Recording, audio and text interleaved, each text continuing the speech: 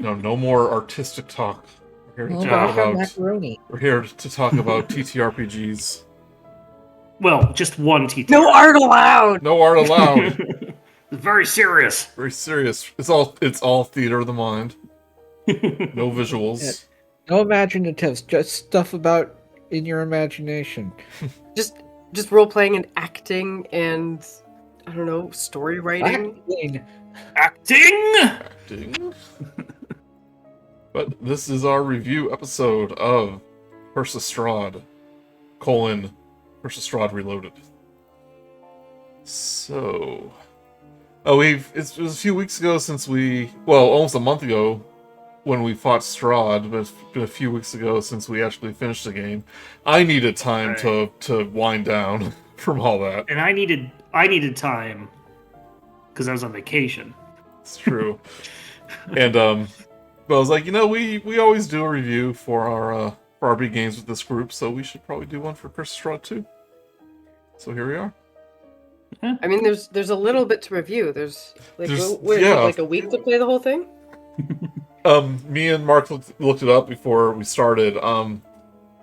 It's actually longer than this because I cut out breaks and stuff, but we're just shy of 200 hours of playtime on the playlist.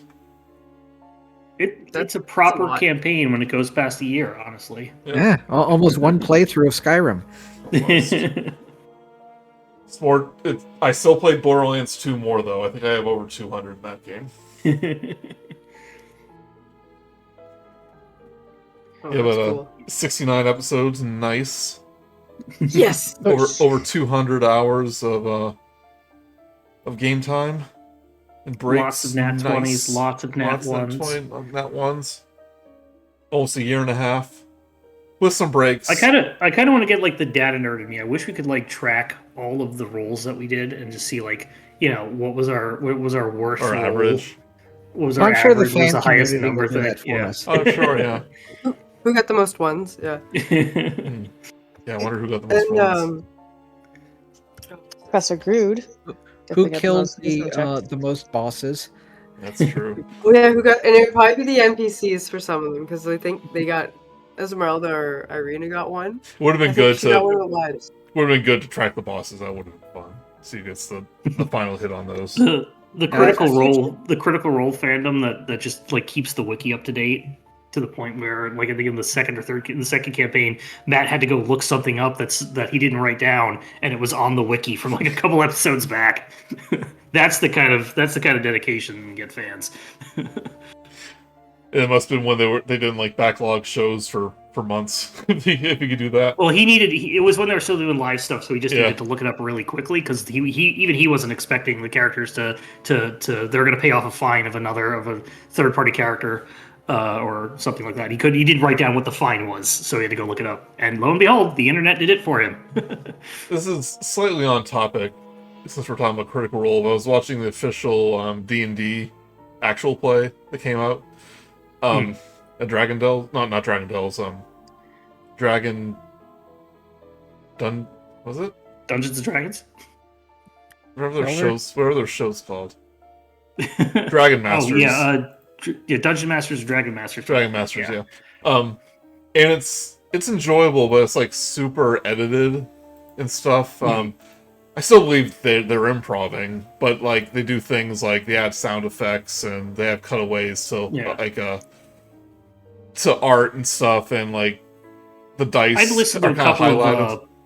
I've listened to a couple of podcast versions that kind of add the sound effects and they cut it down so it feels a little less natural. The talking just feels more like it's edited. It's not bad or anything like that. It doesn't feel fake at all. I was thinking it's like Critical Role, and of course these guys are professionals, but Critical Role, as far as I can tell, isn't like edited down. Like when they're at the table, they're at the table. Yeah. Or like that, and maybe it's all pre-recorded. They show the delays, they show the pauses, the and the people trying to figure stuff out. They're also recording live. There's people watching as they're playing. Well, that's not true anymore. Now it's all pre-recorded. Okay. But I'm pretty sure it's not edited. Like they don't cut out stuff. Well, that's not true. I think they do redo things occasionally. But if like it didn't work out right. But anyway, I was just thinking like Back to one. you have that, which still is like professional. It's edited. It's has like music and stuff. But then you have like shows like ours, or like other more well produced like Twitch streams, which are just people playing. Like it's not edited at all. It's just like everything. It's more raw. It's more real. More real. Oh, sorry, that was my dog barking. Yeah, just things like that. And I was like, which one do I prefer? And I was like, well, edited could feel weird because it feels a little bit less authentic, like the Dragon Masters, and like I know Acquisitions Incorporated did that for one of their they did a Kickstarter season. And it did stuff like that, like it had special effects and little sound effects. So I was like, this doesn't feel like Ack Inc. when it does this. It feels too real. And obviously not everything's going to be Critical Role, but I think that's kind of what I like. I like the... I think it's going to depend on the group and the production value and like the type of gameplay, because I'll see ones that do have that editing and I'm like, no, just let me hear that speed, let me hear the awkward pauses. I like that, I want to see the game. But other ones I've watched from different systems and ones that are more narrative heavy, they do the heavier editing. They'll do stuff. It's still playing the game. It's still improv, but they are making sure that they are presenting it in such a way that it is a show that you can watch, because you're not watching the players. Is one that I'm thinking about. You're not watching them. You're watching what they put on the screen, and that is extremely enjoyable in that thing. I think. I'm sorry, what were you gonna say? Oh no, I'm just saying that it's almost like a radio play at that point. Yeah. Like that's sort of the aim is for that. And like, I think it would be funny if we all had Steam Decks, and we were like responsible with them as well as capable with them. If we could like have all these sound effects, If we were just ready whenever we do stuff. Yeah, that's the thing. Is like, can you trust us? But also, yeah, I don't know, because there is a thing where it's just like you get to like see what are they doing, because then there's a cool thing where something will happen. Like for me, the biggest one was definitely figuring out what we did with Van Richten and Esmeralda, and getting that twist of what happens with their relationship, and then having to figure out how to deal with that right now was like really stressful and stuff. And so like that's part of it, of like just being like, okay, let's not talk about it. Just do something else right now. Yeah, I know that you're going through a lot of emotional conflict right now, but we're on a timetable. Yeah. We need to do this like within 3 hours. But like I was just thinking of all the different ways people present. And I will also, one last thing to add to that is that a lot of them are. There's also a difference, even when you're producing for other people to watch. There's a difference when you're doing it through VTTs and Discord and similar things, and then doing it, being in person and filming it as well. As somebody who has DM'd in person at my game store, I have not a completely different type of energy, but the dynamicism. Yeah, it feels there's more of that you can notice. Yeah. You get that those social cues and stuff like that you can pick up from people. And it is a slightly different. It can be a slightly different experience. Like on Legends of Evantris, like they do all their shows live, as far as I can tell, and they are so on point. They're so funny, and they're so good at improv and storytelling. But it all feels natural. All that stuff. When you watch them, it's not easy. Some people are just super talented. They just had a Kickstarter for the books, and apparently it did like super well. Was that the space piratey one, or am I? Well, it's not space pirate. It's like the '80s inspired Neon Odyssey. Oh, okay. Let's see. Yeah. We are not sponsored. By not sponsored. I think it's already over. Not sponsored. No sponsors. We would like to be sponsored. Over $4.5. We'll talk about $4.5 million. Oh, it just started. Desperate? It just started too, so it's gonna get higher. Oh. Anyway, yeah. No adventure. Give us $500,000. I would like to review $500,000. No adventure in that. It's 3 source books and monster books. Okay. Yeah. I mean, that's what the D&D books are. Yeah. It's a player's guide, a dungeon master's guide, and a monster manual. Probably a lot bigger if you combine all the pages. Like Evantris. So they said it's like over 1,000. Anyway, Oh yeah. yeah. Back on topic. Curse of Strahd. This is the third adventure that we played with this certain group. Started with That's Waterdeep Dragon Heist, then Yeah. Wild Beyond the Witchlight, and I knew for this group I wanted to pick another, kind of more narrative, like a heavy narrative game. So when Jess was talking to me about games, she said, Curse of Strahd is like one of my favorites.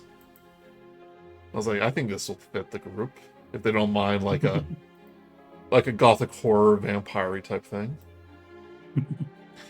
And I was at the point where I was like, this kind of feels like a rite of passage. I've been a DM for a few years now. Curse of Strahd's meant to be one of the best. And I think I'm ready to do it. And you picked up the Reloaded guide specifically instead of the old version or the reprinted Curse of Strahd. No, Reloaded is completely fan made. Right, I'm saying instead of the original, official books or the official reprinted book. We were going through the Reloaded version, which I guess I said guide. It's not a guide, but it's it is a guide. Yeah. Okay. You know what? I was right. Everything I said was right. Yeah.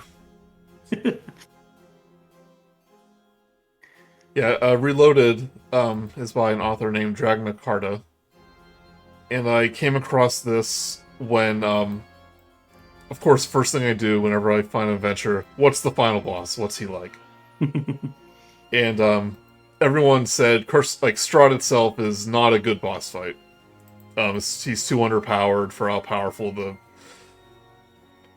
party is. And when I read deeper into it, it's like the adventure is kind of really unbalanced. Like if you just go by the book, it doesn't have a lot of structure. Like I think I mentioned this, Irina in the book has like 2 paragraphs dedicated to her, and you're not meant to carry her out through the entire adventure. So it's like, kind of what's the point of her, So that's why apparently the boss from Waterdeep apparently has more hit points than Strahd. Yeah. Didn't XP level 3 do a Yeah, Strahd he did versus a boss battle against each other, and Strahd just had no chance whatsoever. Yeah, what was Imagine Jarlaxle was probably the one you were talking, because you could also fight Xanathar. You could fight Xanathar in that one, and that's he's probably got hit points too. And Jacob later admitted that he forgot Strahd can do some things, so that kind of. But like Jarlaxle kills, just another boss character killed Strahd in like 2 rounds, So anyway, yeah, so. Being such a popular module, people have written their own stuff for it, their own expansions, and there was a few of them. Reloaded was the one I came across because I was looking up an alternative Strahd boss fight, and I found this 3-phase Strahd's stat block, and then I realized he had an entire guide written for it. So I was like, this might be a better thing, so I can don't have to make up a bunch of stuff. But that kind of came with this. It's a big, complex campaign. You don't want to jump into do too much on your plate. Yeah, and it was kind of a blessing and a curse, which we'll get into a little later. But first, we shall talk about you guys a little bit.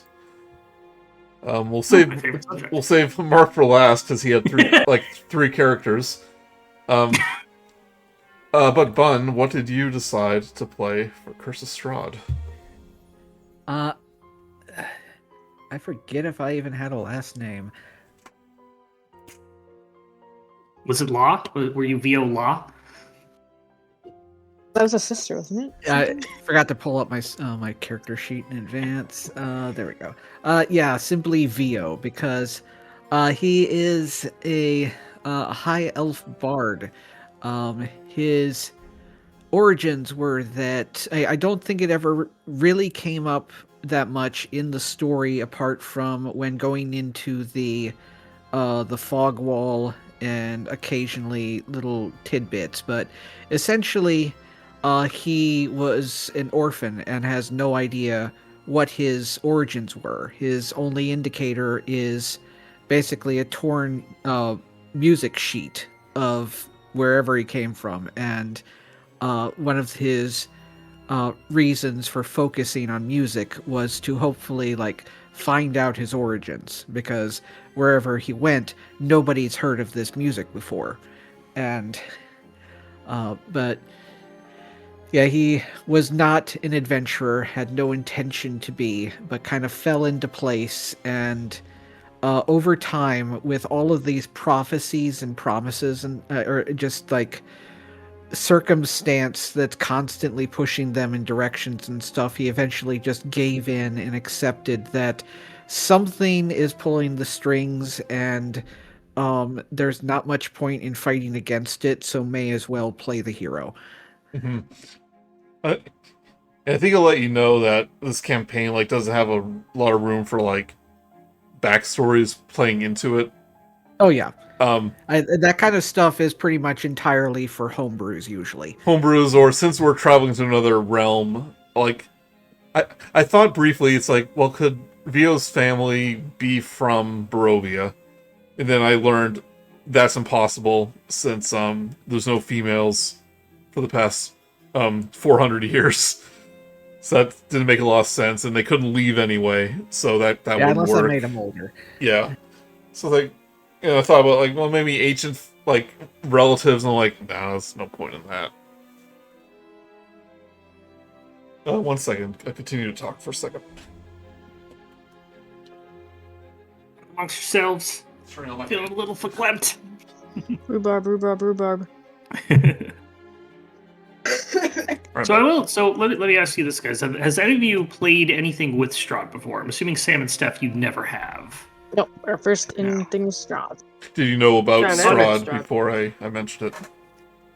Bud, No. have you ever played any of the Strahd material or Ravenloft at all? I have not played it, but I have listened to a portion of a playthrough of it. There was a way back in the day. There was one in which like Pro Jared ended up doing one, and I think it like Holly of. Was that in it and the stuff like that to indicate like age? But well? That I was only got that was like the to- first official D&D podcast. I think they Yeah. played it there. They I listened to it up till they ended up getting to Valaki. All of it was completely different, and there were sequences in it that we never ran into. Like apparently one of them was hung from a tree. It's like a traitor or something like that, and that never happened, obviously. But there was something that hinted in it's like it was replaced with the Amber Shards, but basically anytime anybody ended up going to 0 in that campaign, one of the Dark Powers would basically offer them the ability to come back, but at a price or with an ability and stuff, and a couple of them ended up making use taking of it. curses and banes. Nice. Yes. So I'll just say before we continue, like the Death House was actually my very first D&D, run by a DM who admitted was like he's no good at it. And then I started DMing for that group for the next game, and then I've run Death House several times on its own. So it was nice to go back and do the actual whole thing for once. I guess we'll go to you next, Mark, since you're talking about your experiences. What was your Sure. What was your character idea going into Curse of Strahd? So, as Joey said before, I had 3 characters in a sense. The initial character that I played the most was my original idea, which was Vogelsuch. He was a scarecrow. I wanted him to just be a revenant in a scarecrow's body. Is pretty much what I came up with. He doesn't know why he's it. He's just looking for someone. He's just looking for whoever killed him, and that's pretty much all I gave Joey. I came up with some names which had some clever wordplay in it that I'm proud of. Quote unquote. Clever. Quote unquote, yeah. And let Joey pretty much just whatever he wanted with that. I was also playing a bit on hard mode because I was trying to fit like a bloodlust into this. So he was a undying or undead. No, he was an undying. Your sorcerer. subclass and multiclass Warlock. didn't mesh very well. Yeah, no, they do. There's very little mesh between warlock and barbarian, but I wanted that range. It just made sense thematically. So that was pretty much that. But Joey didn't feel it would make sense that he would just show up with the rest of the party in the Death House in Chapter 1. So we wanted me to have the temp character. We decided I'll play a temporary character, and he will betray the other characters at the boss fight, and then just be a bad guy, go down pretty easily, and then they'll find Vogelsuch the next thing. And that's where I played, was it Horus? Horus, I think. Yeah. Yes, it was. Sir Horus, which I named after the Horus heresy of Warhammer 40k, because he was going to be a turncoat. Essentially, he was going to betray everybody. You're still called Horus in the OBS files I'm looking at right now. Yeah, so when Mark said I want to be the Scarecrow character, initially I was going to say no, because like I said, I want to keep this kind of grounded. Like I didn't want any, like this isn't the type of campaign where we're a bugbear or a goblin like we're in Waterdeep. Like I want to keep this kind of grounded. Like we can make it work if we think hard enough. If you want to be something unusual, but I want to like not be too bad. I played very specifically. It was the Dampfear, I think. It was one of the races reborn from Ravenloft. It was like Vogel was a reborn. Yeah, reborn. That's what it was. Of course. Yeah. So when I was reviewing the book, I started the Argunvost part of it, and I said, "Oh, this place is full of revenants, or at least a few of them are." Well, actually, almost all the thing in Argunvost whole time. They're all over the place. Yeah, ghosts and revenants. I was like, I can probably make it work that you are one of these revenants, and I just had to read more about the lore in that place, and that's where I came up with the backstory where you were kind of cursed and hung on a pike in the woods, and that's your body just like rotted away, and that's why. And they put a scarecrow outfit on you, so they won't have to look at you anymore. Yeah, it's simple, but it is effective. It worked. I really enjoyed what came up with that. That was really good. And like I said before, it's like you just can't really do backstories. But I didn't want any of you from from Barovia. But if you do it the right way, like me and Mark kind of thought of, he's still a bit of a fish out of water. Essentially, he's not up to stuff with everything. But the last thing that I want to say before I go to the third character, and then the twins can go, Sir Horus, I very specifically, because I knew he was just a throwaway thing, everything's got to be themed with me. I made him a Yuan-ti pureblood. So he was a snake in the grass. Since he was going to betray everybody. But he was a paladin. But then, towards the end of the campaign... no, I have him as a paladin. Sure. I'm looking at that one, and I'm pretty sure it's the same thing. It's level 2 Yuan-ti Paladin. Okay. Either way, eventually we get to Argunvost Holt after trying to get there for 40 episodes. And it comes time where all this backstory comes out, and the Reborn gets reborn again. And to fit with everything, was reborn as a silver dragonborn named Arkundax, and he was straight up playing a paladin, metallic dragonborn paladin. I wasn't sure if you were going to continue being a revenant and just be kind of like tied to the fate of Strahd, or if you would be reborn into a mortal body. Like I wasn't sure what path you would take. The way that you set it up, it was perfect, just to be like you are given a second chance. This is your purpose now. Mm-hmm. So it was also a great excuse to actually to have like one of the more beneficial classes for this campaign. Okay. I like the fact that none of us tried to metagame in the sense of like, oh, we know that there's going to be a vampire involved. Let's play a cleric or a paladin that are really good against them. But none of us did that. I'm not above I that. Glad of that. I'm not above that. There was a campaign where we were going to be fighting mind players that ended up not being a player in, but I was going to be the paladin that fought mind flayers, like the class. I ended up playing that in our Vecna game, but it's like I was totally going to metagame that. The class exists. It's not always metagaming because the idea is that they are really good at this thing. Of course, they're going to be picked to do it in game. Yeah, if you're actively going out to fight mind flayers, then yeah, a character specifically made to fight them is going to go out and stuff. Clerics, we clerics didn't and know you were coming to Barovia. Yeah, clerics and paladins have so many things that are versus undead, where it's like it's almost a detriment if you don't have one in your party. Yeah, but those are my 3 characters. Yeah. Segue to Steph, because I remember when you were talking about Minerva, Minerva.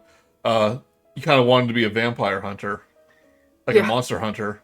And I said, well, you can be, but I'm trying not to metagame all of your starting professions. Like, it should be a surprise that you end up in the vampire world, you know?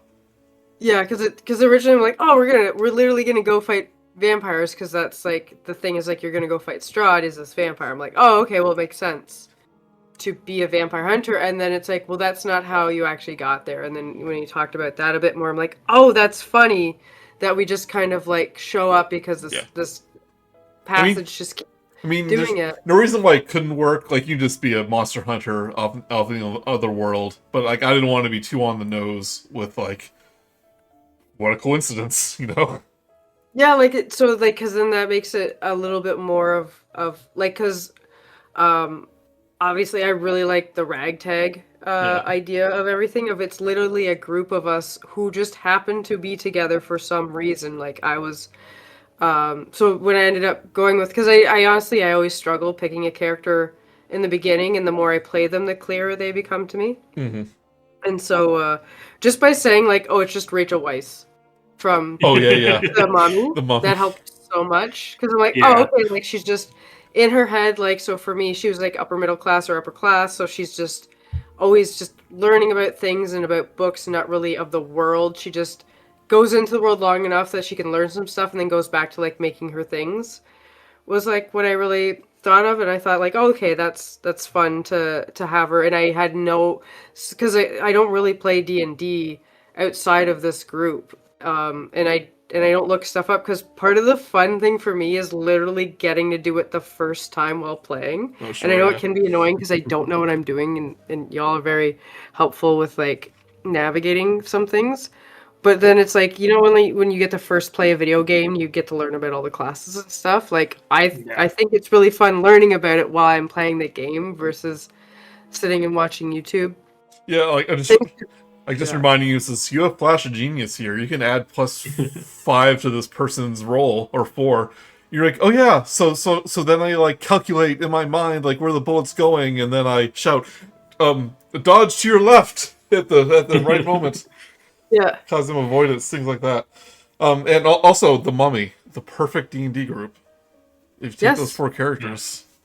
Yeah. You got the brawler, you got the brains, you got the nervous guy, you got the kind of badass mysterious guy. Nervous guy has money, doesn't he? Like that's his thing.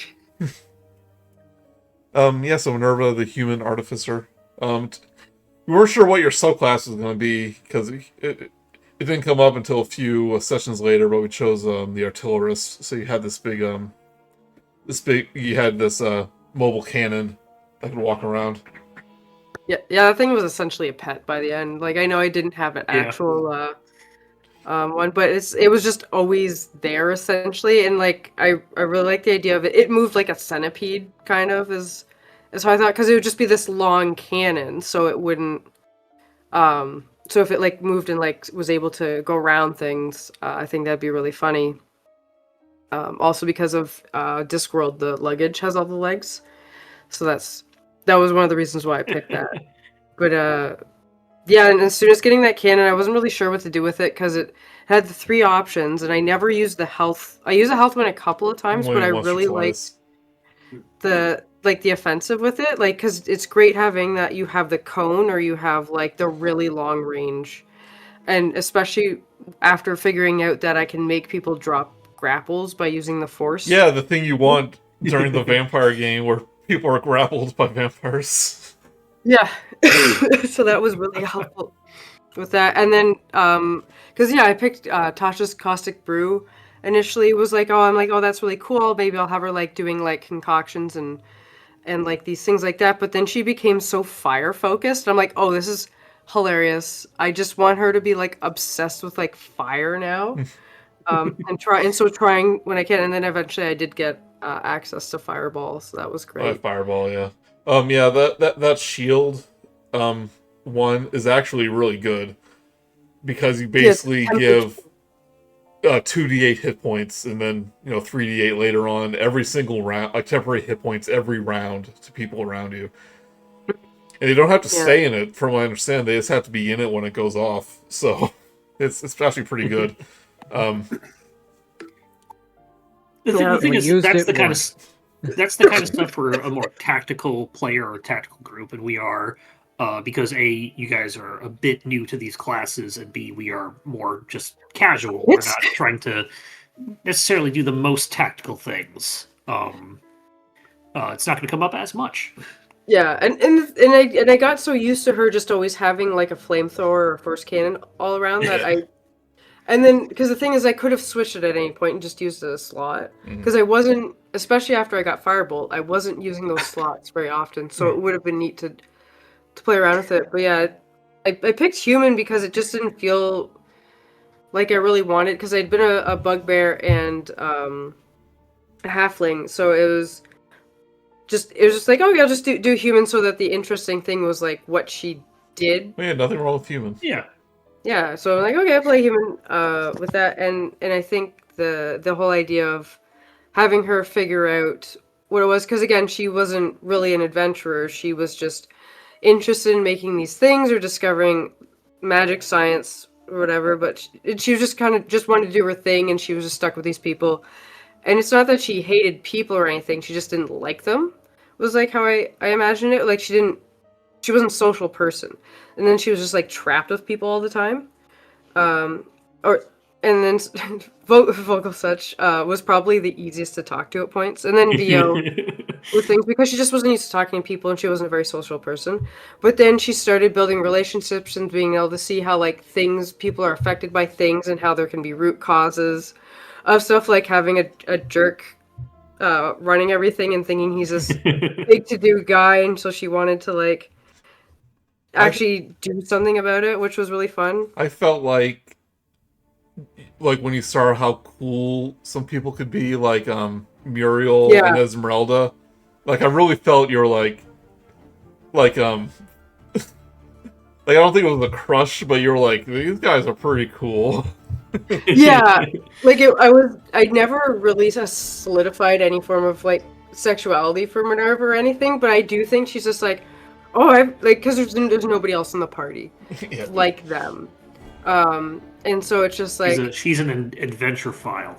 Yeah, that's so it was interesting. I think Esmeralda was probably the one who like made her the most like, wow, that's cool. I really want to. Do I want to be you, or do I want to kiss you? Like, be with you. And then but then I think that's how Arena felt too. It's like, I want to like imitate you, but like. But like you're so cool. I also want to be with you. And then the whole Irina's like she's just got such a rough deal on everything. Mm-hmm. Was like just something that she could easily understand because it was so obvious. Mm-hmm. And that was something that I feel like she was able to kind of like be more emotional and like be safe in building a relationship over that was really cool. Yeah, you were very protective of Irina from what I remember. Yeah, and it's just like, oh, we don't do that here, like type of thing. Because I feel like just the whole, because there are a lot of like mature themes with like what Strahd's doing. Oh yeah, definitely. We'll get to Irina and stuff after that, because I was almost playing those characters throughout the entire campaign too, like just as characters. They weren't just like one-off NPCs that were there for a few sessions. But we'll get to that. We'll get, Sam, let's talk about Professor Grude. The Orc Druid, it's very much like the dude from Big Lebowski, which I actually haven't seen the whole way through. So it's just very much a laid-back guy. Because the previous time with the Witchlight, it was like a Karen that was like very like talk to your manager, do everything. Side note: that is one of the best character ideas I've ever seen. The Karen Barbarian. Oh, I've been re-listening to Witchlight. Top five. I think you described him as the Lebowski at some point. Yeah, he's a big. I just because, and I think even Sharptooth, the one before, he would just like do things kind of absentmindedly. Where I found Grude the dude. He was very laid back. Do you find it hard? Like, do you find it hard to kind of integrate with what was going on because how laid back Grude was? Because I realized a lot of the times that maybe you were just kind of busy behind the scenes. Like Grude was just kind of in the background, not doing much. Yeah, it was sometimes where I'm like, oh, these like I forget what was. There's the one time that like there was like a huge argument happening with the characters. And then after you like check to be like, Grude, did you want to say something? I'm like, no, I was like, as a person, like, oh, I want to see how this turns out. But it was something I was. He likes the soap operas. Yeah, a little bit. Like I found that I was more passive with this one, but I found if there was something that I wanted to do more, I was more active. So like the elk thing, where I like, I knew what my character would do, like. In the windmill when you were spying on the hags.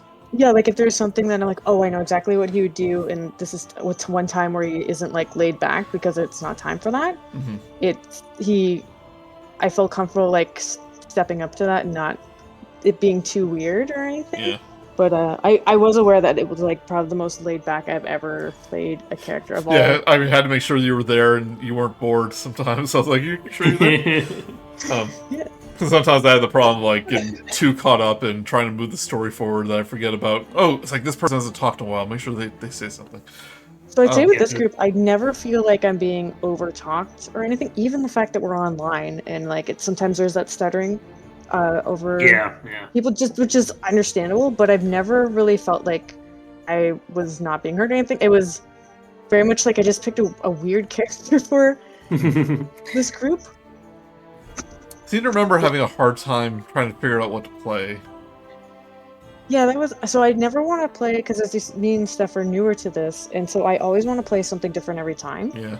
And so that's another thing I find is, especially at the beginning, is figuring out like how does a druid play. And like I had summons, but I never used them because I'm like, oh, is that too much to manage? But as soon as I get turned into that ape, boy, oh boy. Oh yeah, they gave all the stuff to summon things. And like you never really did that.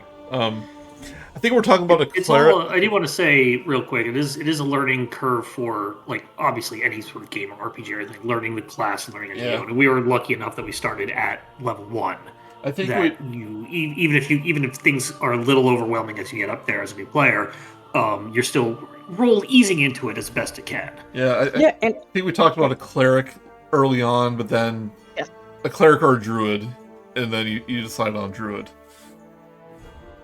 Yeah, I think I liked the idea, I was thinking like a hippie kind of guy, if I was like that, but then kind of like a big lumbering dude is just kind of like, I was like, oh, I've never been an orc before, but I don't want him to be big, angry character. Yeah, you want to be like one of the big races, and I was like, well, there's Goliath and Orc. Yep, I remember that.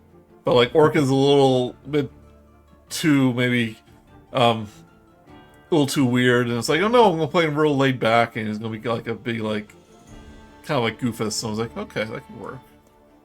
Yeah, and I think it did. It did, and Professor Grude just happened to roll really high on all these history checks.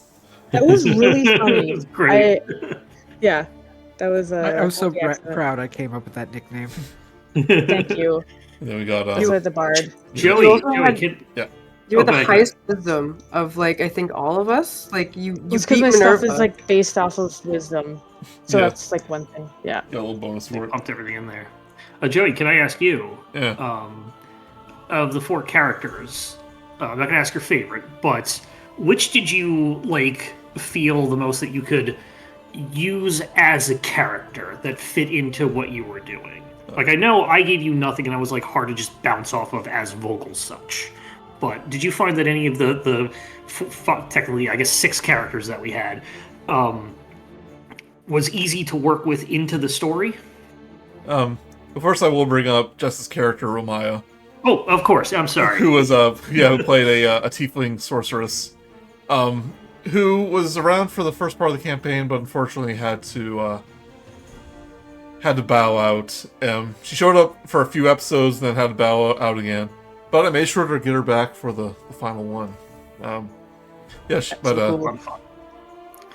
a lot planned for her character when we met Strahd, because she never officially met Strahd in the game. So that's true. I was really looking forward to those interactions that we know of. I was looking forward to those interactions, but didn't happen. But actually, no, she met him after she was around until Valaki, so she ended up meeting him first when time we met Ava. When he was in the carriage. The very first time. But that was a very short meeting. So yeah, okay, yeah. So with that, okay, other than you asked which character I felt easiest to work with. Did you feel, were you was it easiest for you to work with? Your favorite to work into your story? Not just your favorite character, but like your favorite one that fits? Well, the thing about Strahd, like I said, is you can't really fit it into the story unless you kind of alter the premise, because like this is a story where you're outside of Barovia, you get pulled in, and I didn't think it would make sense to create ties to the characters which the guys suggest, like create ties with these special items that come from Barovia. But I was like, well, how'd that happen? I don't get it. So I didn't do that. But I guess that's what they're saying for you to write. Yeah. Well, I didn't like it. It was like you find a coin on the road in the city where you start, and that connects you to Barovia. And I was like, I don't want to do that. But I guess it's Vogel because that's fair. You kept this as like an isekai. Really. Yeah. I guess it's literally Vogel because I did tie you into the story. Okay. That means I win, everybody. I'm Everyone the best. Wins. He was also the only local as well. I mean, you literally tied us together with that bracelet we refused to sell. Yeah, like, to the point where I started feeling bad that I was focused on Vogel so much, because, like, he's literally the only character that I can do backstory for. So. Well, I mean, you say you're so focused on Vogel, but, like, how many times were we going to Arkundax and then we just go elsewhere? That's really funny. I forgot we kept doing that to you. Not my fault.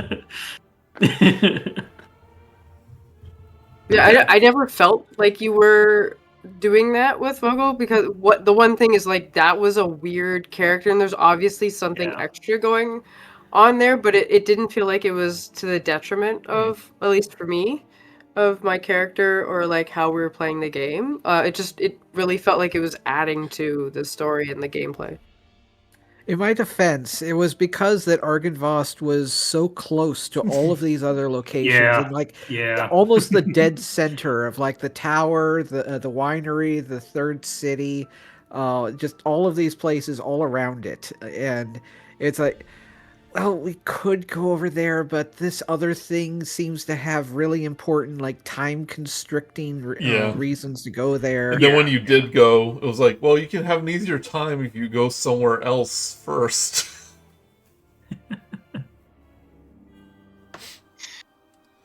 I'll ask you a question. For all of you, in terms of NPCs, which ones were your favorite?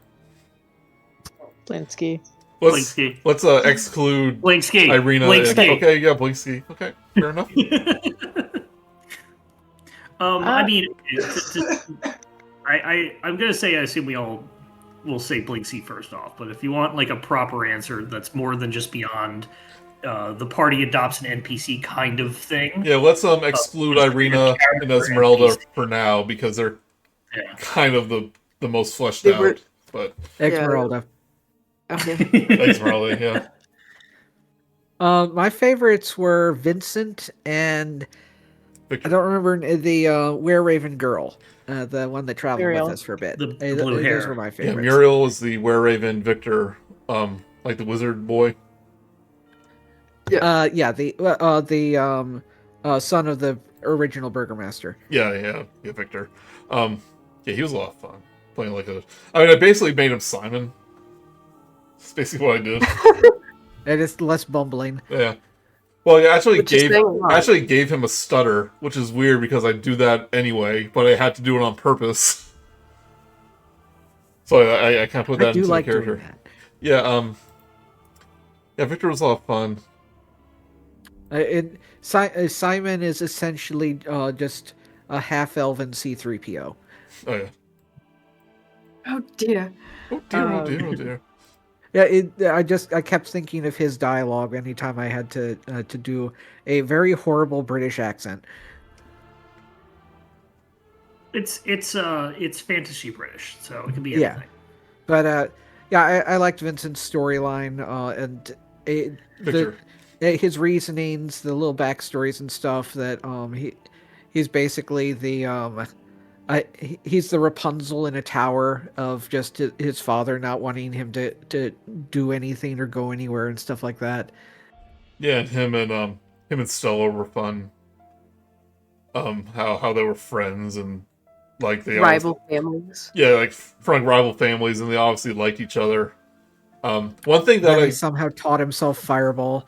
one thing I didn't put in the epilogue, is Victor being nervous to ask Stella to dance, like he was embarrassed. But I didn't put that in because we had a really heavy conversation right before that about Arkundax basically sentencing his father to death, so I didn't think that quite fit tone-wise. Meanwhile, back at the dance. Yeah. It's like, Victor, you haven't asked me to dance yet. Arkundax killed my dad. What? I don't know that dance. Must be The Macarena comes on, and they all start doing the Macarena. Yeah, I'm trying to think if there was somebody else. I think the one I found really interesting was the angel. Oh, the abbot, yeah. Yeah, the abbot. Sorry, because it's just so weird. Yeah. What's happening? Like that whole area was just like, what is going on? And then the whole point that he's like, he is like absolutely beautiful and he sounds beautiful and everything, but you just don't feel comfortable around him is just like a really fun thing because he's had that part of him removed. Yeah, like I wanted to make his interactions with the flesh golem that he made, like the young woman, not to be creepy or anything, but to have like this uncomfortable nature around it. You succeeded. Yeah, and the setting lends itself to having unnervingness to whatever you want to do with it. yeah, the idea that he was sent, or he arrived in Barovia to, I think after the mist fell, or maybe it was before, I forget, but to fight the evil there, but the dark powers just kind of overwhelmed him, and he never realized it really. Yeah, like he didn't know that he was the problem. Yeah. But there was a way to help. Because it's like that weird thing of like his whole premise was like, was it like the road to hell is paved in good intentions? Yeah, like he was going to, I can save Strahd's soul, I just have to murder all these people to do it, you know? Yeah, he was in the same situation as the Burgermeister, where he wanted to help. He wanted to bring hope and a better future for everybody, but his scruples and his morality and stuff had just been worn away over centuries to where he couldn't tell what was good or bad anymore. Mm-hmm. Depth, character depth. Character depth. Yeah, he was a good character. I liked him. Kind of looking over some of the chapters here. I mean, if we're talking about the best character, Van Richten. Like, Yeah, Van it's pretty Richten, cool. Esmeralda, Yeah, Irina. I did they're sometimes a like, good dynamic. yeah, the fighting against the wives, and then we said something quite witty against them, or did something. You did that a lot. I thought that was really fun. Oh yeah, the brides were a lot of fun, yeah. And they were clearly like they were very distinct in like who they were and their personal type of awful Yeah, was like really Yeah. fun too. yeah. This was another thing the guide expanded on, because the brides in the original book are just 3 vampire spawn you find in Castle Ravenloft that are like protecting Strahd's tomb. And that's all. That's all they are. Yeah, that feels very like gothic horror film. Yeah. Older Yeah, 'cause- films would be like, this is just the brides. They're not characters. They're just protecting him. They're bodyguards. They're, for even if they're under a spell, they're still there just to be bodyguards. Yeah. Because it's very much taken from the Dracula brides, right? Oh, yeah, So that's yeah. just trying to hit that motif of the 3, but then making them, and then they're obviously from like different times and stuff. And then there's the 4th bride you find out about, and they're like, Oh, Sashi, yeah. And like Escher, who wants to be the 5th bride. he's trying so hard. That poor, but he did get some mercy in the end, Oh, Yeah. which was I kind of good, much better than Doru. honestly, Joey, I'm still a little bitter that we didn't get your Alfred as Strahd. Okay, yeah. I know you want to do things a little more serious, but like, I still can't imagine like what if we did. We should have had Strahd? an April Fool's episode where Yeah. it's just like a non-canon event and just had that pop in. I did that voice for Mr. Light in Witchlight, and like I couldn't keep it up for like scenes upon scenes. Yeah. I think you said that Photo. the people, family and stuff like that would Oh, check yeah. in on you. It's like, why are you making these weird noises? At yeah, like at the time, like I couldn't do a really high pitched voice. What was I saying?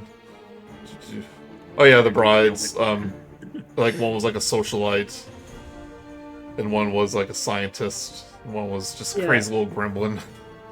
Yeah, that one. Just having a time of her life. Like it was very much like a Harley Quinn Yeah. character. Yeah. I wish her boss fight went a little better. The one, like the crazy one. She That's was the one that supposed came to, in the wrong door. yeah, you're just kind of in a weird spot for it, and she wasn't able to move for a big part of it. So she wasn't able to do some of her stuff, but it was still That was mine. it's still pretty Minerva fun. did that. I used Yep. web. Because I was like, okay, this legendary action says move, but she's in a web. Does she have to use her entire action to get rid of blah blah blah blah? It's like, yeah, okay. This is Joey. This is you learning how to just say, I don't know what the rules say. I'm just going to do what makes sense. And then we'll apologize if you get it wrong. Well, if it says it moves, then it's speed 0, Yeah, so they yeah. can't move. Yeah, Castle Ravenloft is a beast to prepare. And the map is so hard to read in the book. Because there's all these stairs. It's multi-level. It's Yeah, not multi-level. evenly- There's all even these levels. stairs. Yeah. You know what helped me with that, and I talked about this? Going into Right. Minecraft, finding a Curse of Strahd Castle Ravenloft map, and just traversing the castle myself, because it's pretty close to the actual map, pretty one-to-one. Gives Oh. you spatial continuity. Yeah, I was like, okay, this goes up here. Okay, I got it. Yeah. I've done that with Titanic Out of Time, an old Titanic game, like adventure game, but they rebuilt parts of the ship that you can walk around on in this 90s game. And when I played it, got it years later, when I played it, I suddenly had spatial continuity of this ship that I've only seen in movies and diagrams. I imagine it's the same thing with you. So you finally realize, oh, this is here, this is up there, this is how you get there, and you just map it out in your brain. Pretty much. Super helpful. Yeah. I mean, just the fact there's so many stairs leading to different levels that sometimes don't go to the same level. And all, it's like secret doors that go here and there. It's like, It's Yeah. very like real world castle-y, in which it doesn't it's not symmetrical. and some of the maps are different cardinal directions in the book, so you Yeah. have to map it out that way. But yeah, I don't wanna make it too easy.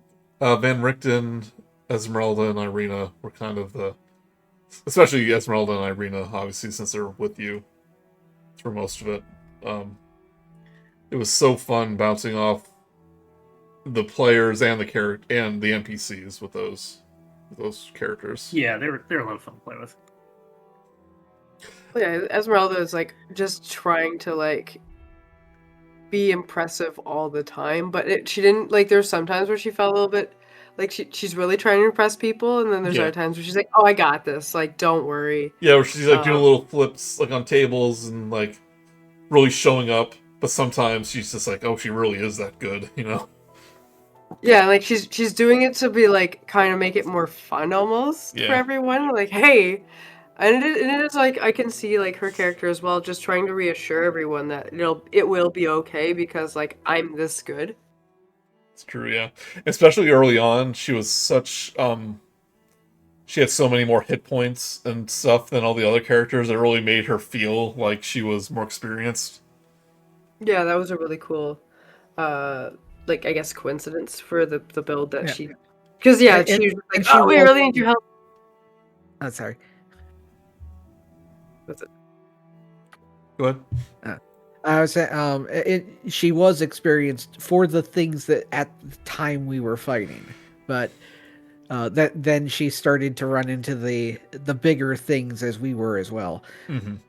It's like, oh, I never fought a devil before. I never fought like I guess she fought werewolves before, but like I never fought this before. Druids, you know. Don't know how to handle all that. And Oh, what the hell are those things in the mountain? Yeah, that sucked your like life out by being mirrored or something. the Bordax. Those things. Yeah. Those are fun. I like Ghouls those. as well, and Yeah, those Bordax in the mountain were something for the guide. And there were such cool enemies. Like they have an aura that just drains your health, but they hide when they do it. So it's like you enter a room and your health starts draining, but you have no idea where it's coming from, and it goes through walls and everything. So Were they invisible or were they just like hidden in the dark? hidden in the dark. No, they're behind the wall. Yeah, remember it was Yeah. like a bunch of different hallways and stuff. So Right. yeah, that was a lot of fun. But Irina, I loved. For you. Yeah.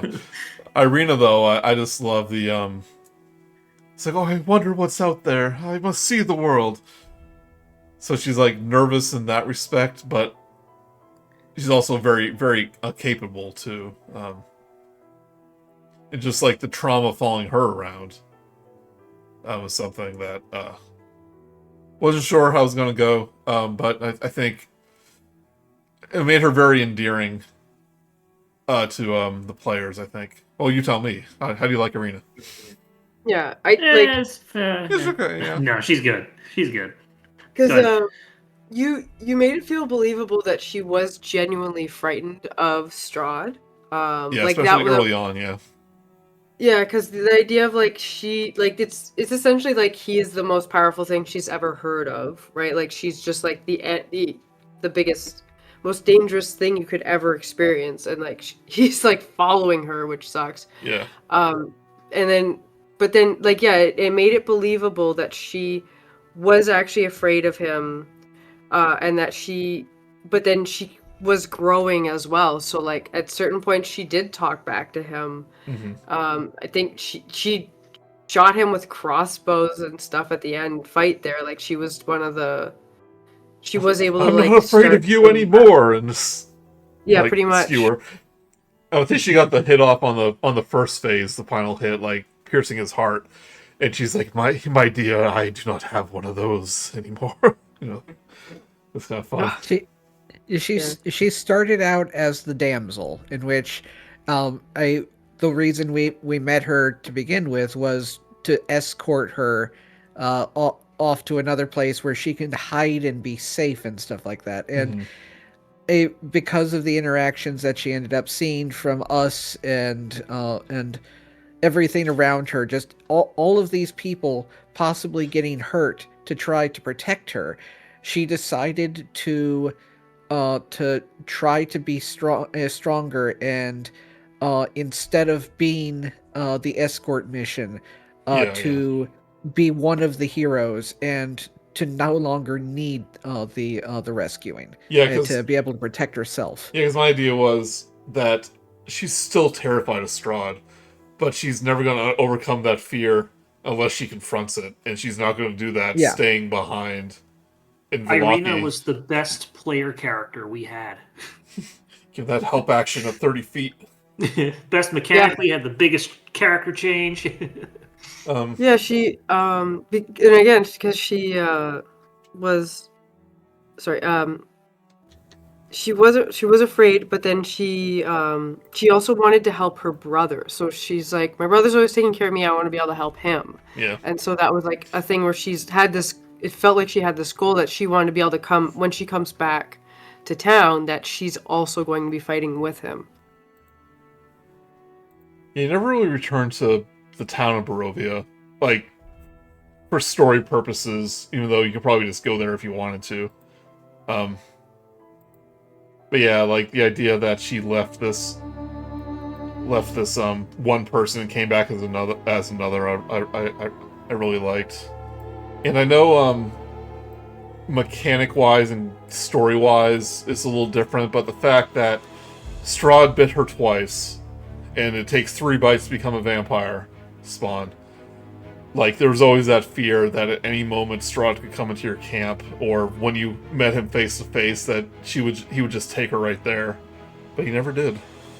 So that I was looking up art when I was doing the Esmeralda Irina piece, and I saw one where it was Irina as a vampire. Like, it was like Oh, the really? one art that you showed, and then it showed another version of her when she's a vampire, and I was like, Oh, did I yeah. just ruin this? Is this Oh, is this what's gonna happen? Like, Are we gonna stop it? Yeah, I wasn't. So at that point, I'm like, oh, that would be like an extra stress point. But yeah, Oh yeah, here it is. Okay, so what that was, Tatiana might be reborn as any number of guises, such as Irina Kolyana or Eliza von Zarovich. What's that? That's lore I'm not familiar with. That wasn't in the guide. okay, yeah. I guess that was one of her reincarnations in the original lore. Was maybe Strahd actually did turn that one, like that version of Tatiana, and something must have happened to her. Yeah, like it was something where I was like, oh, did I just ruin something when I was Yeah. looking this up? But So then- obviously it looks like her. Could have also been like DM, giving stuff to the DM. You could turn her into a vampire if you want. This is from Van Richten's guide, so it must have been one of her okay. reincarnations that I wasn't familiar with, and it wasn't in this story, obviously. yeah, Yeah. So I didn't want to bring it up. It's not Irina, but it's Tatiana, so it looks like her. Yeah, Here, I'll put the picture here. yeah. When I looked at it, I kind of like clicked off. I'd be like, I don't know if it's gonna ruin Yeah. anything. And speaking of, when Vio was so close to having a similar situation, behind the scenes, I was asked to make a new character just in case it happened, because there was so much potential going on. Even Joey didn't know if Vio was going to survive. I Yeah. still think, Joey, that you must have done something. You had Vio get bit like 3 times in that one night, and that felt weird. He Strahd cheated that night because he was only supposed to bite once every night, but he ended up biting 2 or 3 times, or at least like staying into the bite long enough. Yeah.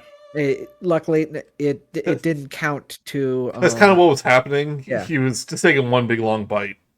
But maybe when I said the rules when I was RPing, maybe I implied when I said I will bite you.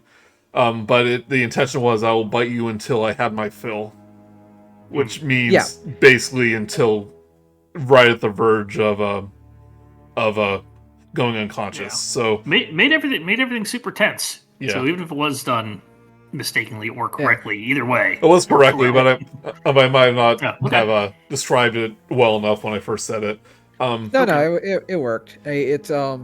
But yeah, he got the 2 bites and was he could have been another bride, but Yeah, so it was it's unlikely that you would turn by the second bite, which I think he tried to keep like the 3. It's way more likely at the 3rd night. It's still possible at the 2nd night, but probably not as possible because you have to get your temporary hit points down low enough while you're also taking damage. and you have to hit that sweet spot where you take the piercing damage and the necrotic damage, and the necrotic damage is enough to take you to 0. Yeah. And that's when the player becomes a vampire, when you hit that sweet spot.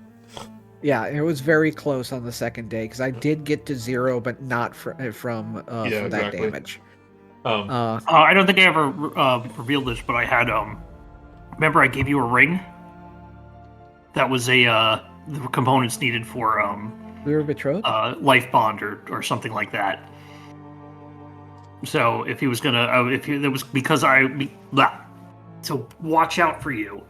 Vogelsuch or Arkundax was going to basically enact that if you had get down too low, and then he would take half the damage. Oh, I do not remember that at all. No, I didn't. It didn't came out. I was like, "Here, wear this ring for luck," Yeah. or something like that. But it was what was needed for the component. Yeah, but I did like how tense it made it, because you didn't know that you would find sanctuary in that mountain town. Oh yeah.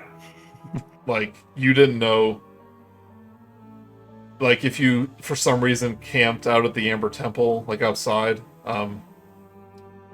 you, like, take a long rest, like, Strahd can find you there, but I don't think you figured out that the whistle would call the rock to, like, defend him off. Like, you didn't know that. So... No, we only knew it, No it idea. was linked to the Ravens. Yeah.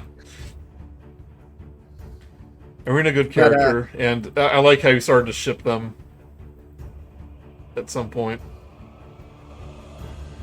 Yay. which the guide actually suggests to do, like, later on, so you saw the signs there. Curse of Strahd, the gayest D&D game that we've played. Yeah, I guess so, huh? Yeah. Yeah, the 2 revenants. Oh, yeah, those Yeah. cuties. Very, very open, progressive. Even all the undeads were in action. It was nice. Very good friends, according to clerics. The Arena and Esmeralda thing was obviously more of a fan thing, but Vladimir and Godfrey was in the book saying, yeah, these guys are married, they just don't remember. Which is like so sad. Like that's such a when they came in, it was like, oh my gosh, that's so cute, and then you're like, they don't, like, the guy's so insane, and the other one's like, Yeah, like you chained find up. like the portrait that's all like smeared, like kind of melting, and then you find the rings and you kind of start to put it together. Like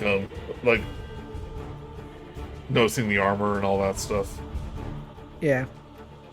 Yeah, and it's just like such a heartbreaking story of being dead, but then they're dead together, but then they don't even remember. It's like, Yeah, like I made sure in like Vogelsuch's backstory to have a scene of them like departing, like the last time they see each other. I like that little moment. Yeah, it was nice. yeah. Until the end of days. It's their oath and their vow. Yeah. Which works really well. Yeah. And then, like, yeah, having Godfrey and the sword was ridiculous. But no, it's just really cool having those characters, especially because the one guy was just, like, so powerful and aggressive. So it's just, like, kind of like an opposite stereotype. Mm-hmm. Well, I was watching Vox Machina season 3, and, like, the big devil character they confronted, like, he just, someone says, like, hey, I had a husband at some point, you know? And I was like, it's Critical Role, so they're pretty open about that stuff, but it's just nice to see. It's like, yeah, don't shy away from that. Just because you're not straight doesn't mean you can't be an evil person, you know? Yeah, you know? Equal opportunity. Yeah, let's talk about Blinksky. Oh, how can we stop talking about Do you it? think if Blinksky didn't have the voice, he wouldn't have been as fun? The voice was very... It helped. Yeah. That's the idea of your stereotypical like adoptable NPC. It's the I love him because he's quirky, and that's whatever the fun that the DM puts into it. It's no good. It's no Blinksky. He had enough going for him in which he was likable even without a voice, because like Yeah. he's got a pet monkey. He makes toys. He really Macabre. He macabre genuinely toys. wants to be nice and help people and stuff like that. He just has a very macabre sense of interest. Yeah, and like he liked when the Burgermeister was from the parties because he could make all the decorations.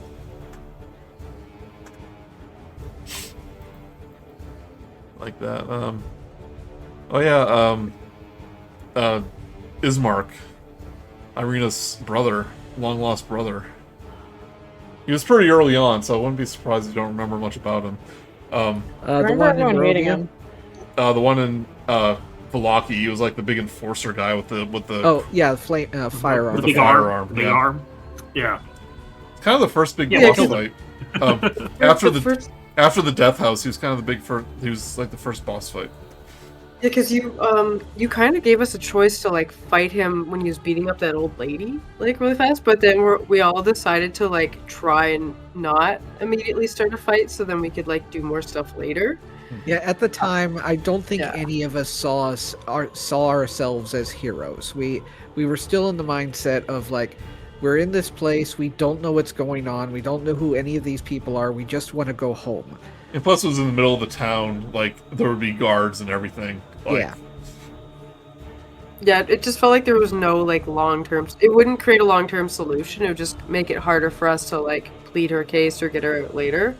But it was hard, like being like, wow, that's an old lady and that's a guy with a giant firearm, but not like a gun, but like a firearm. And he kept commissioning Blinksky to make dolls of Irina. That's so creepy. Ironically, I do remember it was Minerva that killed the guy with the firearm. With a firearm. Because I got to keep his amber shard. Oh yeah. Oh, I messed up that part of the game so much when the temptation of the Ember Shard was supposed to happen when you went unconscious, and I just completely forgot during that hag fight to do it. Yeah. Where it would have been tempting. I don't know if you would have, but I don't know either because if the idea was I was going to actually die, yeah. then like would I do it? Because the whole thing about that was like this is obviously a bad choice, is what it felt like. Yeah. Like there's no way I'm getting out of this without like something bad happening. It's like how I'd always thought that she'd view it. And I guess like almost like it's just a shortcut type of thing, because that was the thing, is it did give her all these really good options, like being able to have gunpowder, being able to figure things out faster. Like there would have definitely been benefits for If it, you but had a like, shotgun. probably. If you used it enough, you would have been consumed by the dark power and just become like a hellhound or something like that. like that's what it feels like. It's like I know you're not giving this to me because of the goodness of your heart. Yeah. I'm going to be losing something greater than what you give me, and so like that's sort of what helped her keep away from it. It's like the purely logical standpoint of there's no way you would actually want to help me. Yeah, it's gonna be a thing where it's like you're on death's door and you wake up and you immediately do like a max level scorching ray or something like that to the enemy. And it'll be like, ooh. But it would have been like that was just a taste. If you want more of it, then go find me in the Amber Temple, that type of thing. Yeah, and I do think a different type of character could have fallen for it. Yeah. Just because she's so logical, like that's the only thing keeping her away from it. I feel like Pym might have done it. I'm surprised Or even- surprised there weren't Yeah. more Amber Shards Yeah. littered about the early parts of the game, because you find most of them later on when you know they're evil. And you should keep away from them.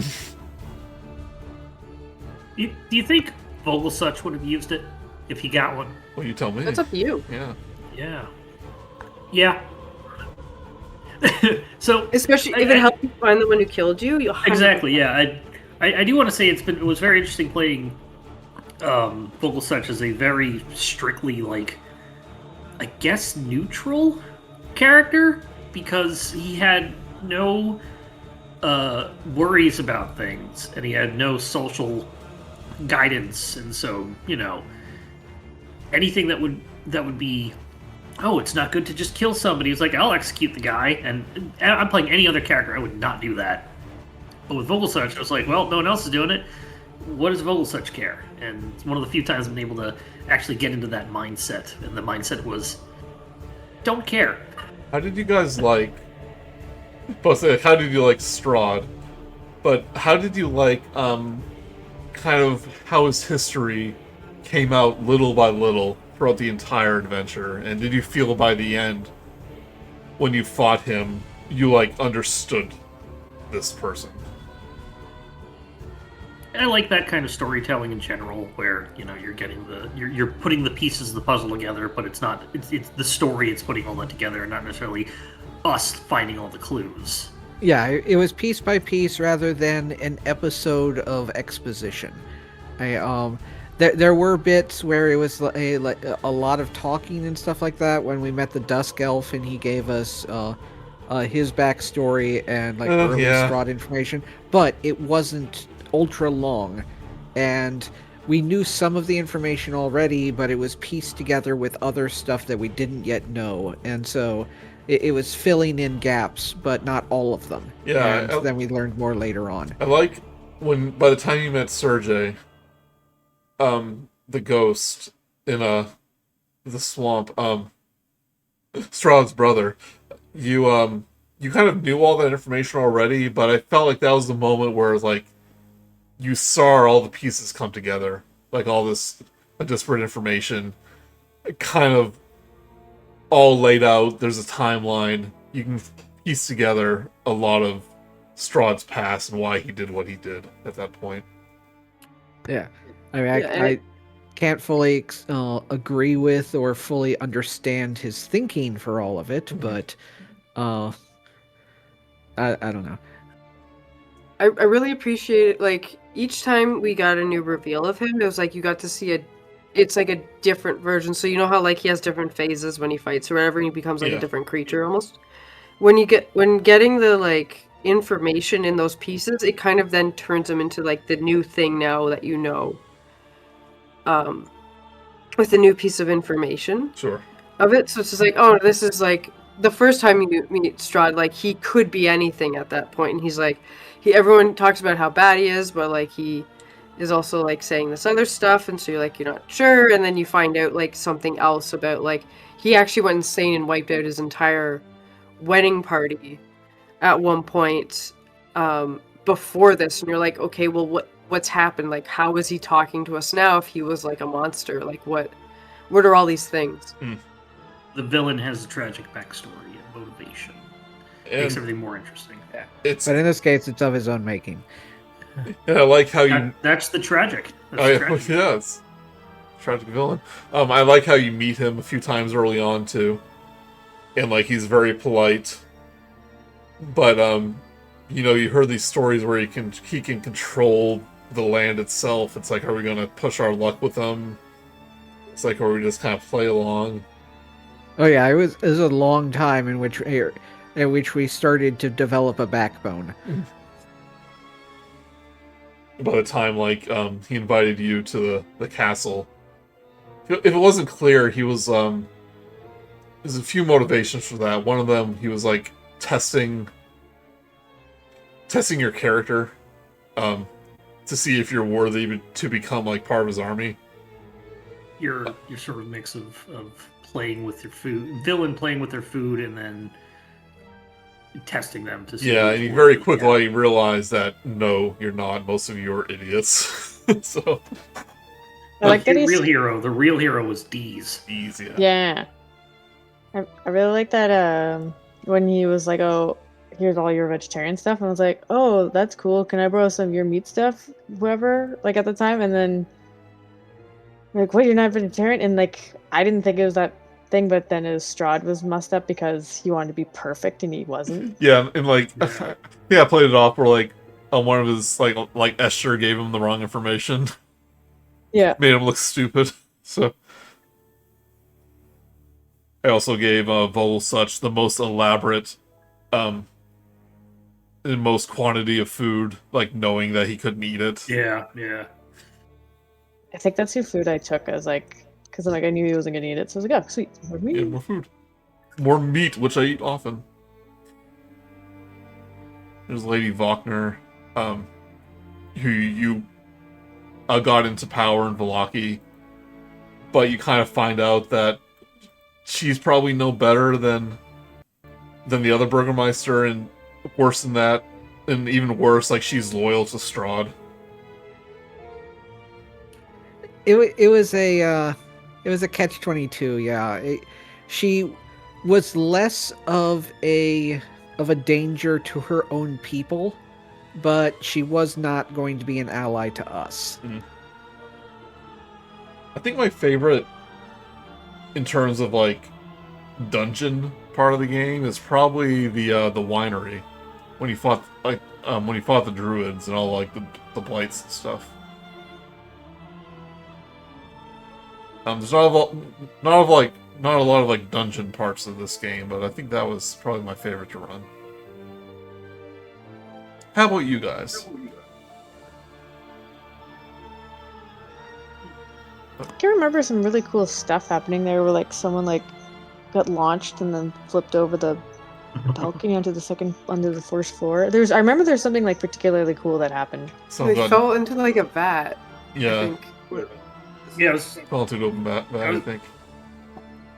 the winery. Yeah, I think we're breaking. Oh, I really like Vio's silence on the druids when we were fighting the wife just after the brewery. I feel a little bad for Joey on that too, because I feel like we kind of skipped a boss battle with that. Oh, with versus the at Yester Hill. Just silencing the circle so they couldn't do anything. Oh yeah, I didn't really enjoy running that part. There was too much nuanced things going on, with like the vines and the boss and the druids. I felt it went on too long. Vines were so. What was it? It's like you had to do stuff to get through 5 feet. Yeah, of 5 vines. feet. Yeah. Yeah, that was after a boss battle with one of the brides. Well, I think it happened during. I both liked and hated it. It was nice to see an enemy that almost specialized in debuffs. Yeah. But at the same time, it's one of those like, oh my god, it's so annoying. It was so Get annoying. back here! Stop running away. Yeah, that one, and when you fought her in the castle. Joey, are you there? Oh, can you not hear me? So he cut out a little bit. Yeah, he cut out a little Maybe bit. a lot. The music stopped, but Greg is here. Can you not hear me? Not answering. I mean, granted, yeah. Anyway, hello everybody. We have and that's why I think this is the best example of a DM having problem. Oh, hey Joe, you're back. Yes, I was wondering why you weren't responding to me. We're on the same thing. Craig was still here. Craig is still here, so Kenku's off now. Yeah. Here, But Craig never stopped. What's the last thing you remember hearing? The screams of my victim. Reconnect the Kenku here. We're talking about the bride fight, and I was agreeing. Yeah, I was liking the boss battle with her, but it was a combination of both. I love this and I hate this because I like buff casters. I like utilitarian ones that deal in not so much damage, but just preventing people from doing things and all that stuff. But at the same time, it's very annoying when you're on the receiving end of all of it, and they have so many movement abilities to where in like blindness you can never get them in your crosshairs. Yeah. That fight in Castle Ravenloft, I probably didn't run it as well as I should. No, this was I'm specifically referring to the one before we got to the druids. It was the same bride though. It was just different. Yeah. Yeah. She was the one we fought in basically the sewers or something, right? Hers was the cathedral, and she had the big fog cloud where it's impossible to hit her. Oh, that's right, yeah. And I had to like kind of make her play badly on purpose. So I like that fight. I remember being frustrated as a DM running it, but I don't know. And like I said, she specializes in debuffs. So she's not a damage dealer for the most, apart from like claws and bites and stuff like that. But it's difficult to do that when you have so many opponents, because her design is to be from ranged, and so if she, I mean, that's what the fog cloud is for, to allow her to get in to melee without anybody realizing. But we were able to circumvent it half the time, and so she was on the defensive most of the fight. Mm-hmm. One more thing. I think my favorite boss fight was against Hyrule, the mutant werewolf. Because he did like 50... He almost killed us. Yeah, he did like 50 damage in a turn. It's crazy. I think that was one of the ones where I was like kind of like game. I was just kind of stressed out. I'm like, oh, he's doing a lot of damage here. I had to double check to make sure I wasn't messing up the damage. Like, nope, this thing is supposed to hit really, really hard. Yeah, that's what I missed. Yeah. How did you like? Because this was a completely new addition to Reloaded. All of the Fanes and the Ladies 3 storyline. I enjoyed it. I think it really helped explain why he was so powerful, and why it's like everyone was bending to him is because of this thing he had done to the like original gods Yeah, pretty the much. area. Yeah. Now, Like it's like whether he did a like the whole, like, because they kept calling the devils, like he made an agreement with them or something. Is Joe here? Yeah, I'm here. I'm trying to think Okay, devils. okay. Yeah, what he did was he learned about the Fanes from the Amber Temple, from the Ghost. Learned how to subjugate the Ladies 3. And since he controlled the ley lines underneath the Fanes, he was basically able to control everything about the land itself, essentially. Yeah.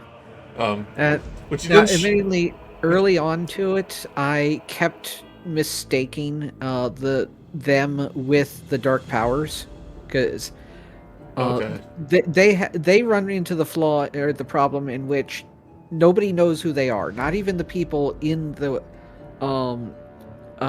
in Barovia themselves really know what that is. So they're never properly defined, because there's nobody to define them, and so I kept mistaking the Fanes for that. Yeah, maybe I could have like made it more clear, but yeah, no one knows about the ancient gods except for the First Oak, and most of the time those guys were your enemies, so they wouldn't have talked to you. Yeah, because they I think having it that there's, because it made them seem so much older than they sorry, then like stuff was happening, like they're so old and then forgotten, and then that also thematically played it really well with the Devourer. Of like, this is something that can happen. Which I so there was like three different factions of old gods. Yeah. And I don't and very few people knew about them to begin with. I don't know how much of that is in the old like Ravenloft lore. Because I know this like DragnaCarta pulled a lot from older editions and like novelizations like Strahd and stuff. So I think that's where a lot of that came from. Is from that. I don't think he made up a lot of the lore, but I'm just not familiar with it. Yeah, a lot of time and sources to pull from. So he kind of deviated from what Ravenloft and Barovia is in modern D&D a lot. It's a little history lesson. Barovia is a domain of dread, a dark domain in D&D lore. It's a section of the Shadowfell, which houses all these domains of dread. It's like if you're a powerful enough evil person, you get control of one of these domains, essentially. It was kind of like retconned into that in like an earlier edition. Like it for a while, Barovia was just like another like a shadow plane, and then it kind of got retconned into a Domain of Dread. But because of that, Strahd in D&D lore is more of a demigod, like a just a pure force of evil that gets reborn over and over and over again. He still has the same history, but since that's just Ganondorf. Yeah, but since he like stayed so long in the Shadow Realm, he just basically becomes a god, a demigod essentially. So what this that's weird.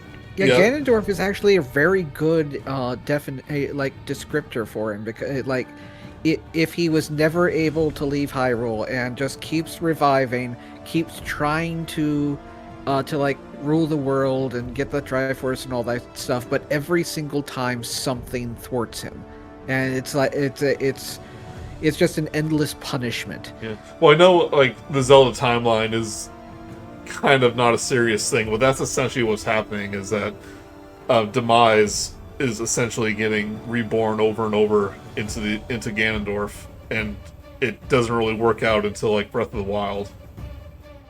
Yeah. But this guide brings it a lot more down to earth, where it can probably still be a Domain of Dread, but it makes it more like he's not a demigod. He's a very powerful vampire and wizard and all that, but he's not like supernatural in any way. He can control the land, not because he's a demigod, but because he took over the fanes and the ley lines and things like that. I wonder what the new book coming out is gonna like expand upon. Yeah, I wonder, because like the lore is still the same. Like he was still a conqueror that became a vampire through the dark powers and all that stuff with like Tatiana, but yeah, this one made him more of a prisoner. He was still a prisoner in the original lore, but now he's even more of one, which was another addition to the guide. The Grand Conjunction, Junction. What's your function? which I thought was original, but was actually a part of the older editions too. I think there was an adventure around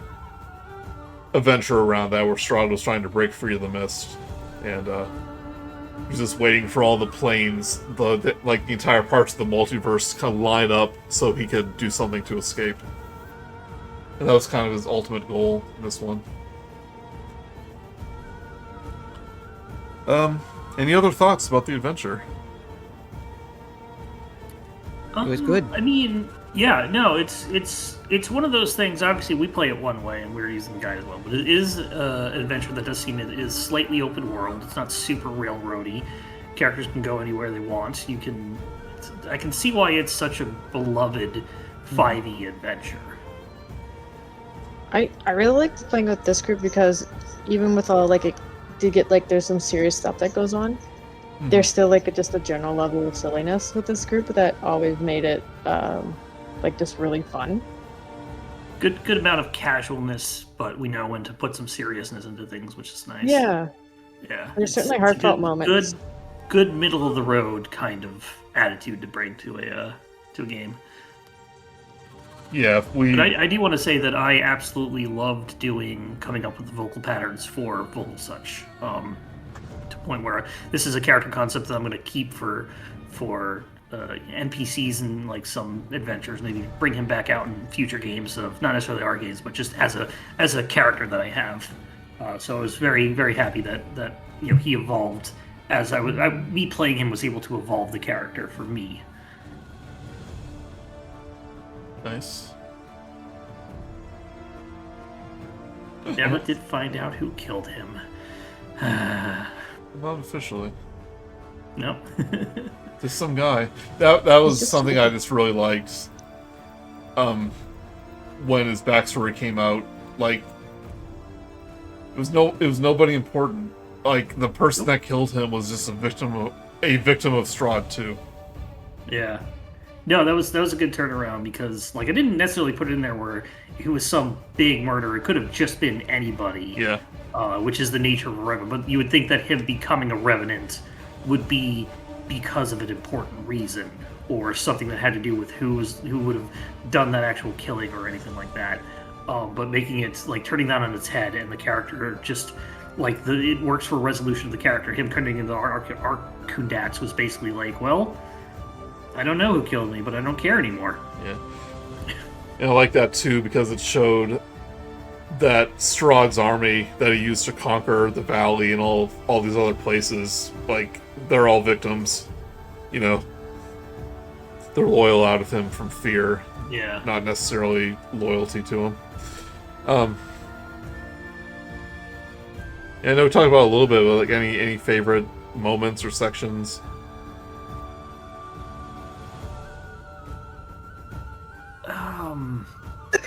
Anything else? I mean, like, we've got over face. We all love Blinksky. We love our character stuff. Wish we got a shotgun, but it's totally understandable why we missed it. The time traveler script. Yeah, that's right. If only Strahd ended up when he disintegrated, he turned into gunpowder. Yeah, he just turned Wait, into a shotgun. Peter. Up here and back, Guano. It's all here. I think one of my favorite just moments was the Esmeralda and Van Richten conversation near the end of the campaign. Yeah. Oh, that was hard. That was hard. It all of a sudden got really deep in that one. Because the thing that you did really good is you led it up and were like, yeah, I'm just going to go say hi to my best friend ever. Nothing possibly bad could go wrong. Yeah. We knew it was going to be bad, but then there was the ball drop of the information we didn't know about it. Oh, it's getting worse. This is another change the guide did, because the original version of the guide, there's a Vistani you met early on. You actually met him in the campaign. He was just some nobody who said a lot of confusing things. You're like, what's up with that guy? He was supposed to be the one who, Van Richten, the family that Van Richten murdered, essentially. And that entire chapter was going to be him forgiving Van Richten for what he did. But very smartly, I think the author realized that no one cares about this person. And Esmeralda was kind of affected by it too. So they just basically gave her his backstory, and it makes it so much better and way more tragic. Yeah, because otherwise, Go ahead. Otherwise, it's like those episodes in anime, the filler ones, where just suddenly this new character that nobody's ever seen before is now suddenly the focus of all attention, and then once the story is gone, is over, you never hear from them again. Yeah, like I think he was part of like earlier lore, so he said, "Oh, I'll just put him here," but then it's like, I think some people pointed out because it's all pending changes in the guide. It's not written out, so I had to like do a lot of heavy lifting in that section, kind of fill in the not heavy lifting, but like fill in the blanks. Yeah. And what I was going to say was like this, having this guide and you having to fill in blanks and stuff is part of the nature of being a DM and running a campaign that's not strictly the printed material. And that's a good thing. It's a good thing that it has.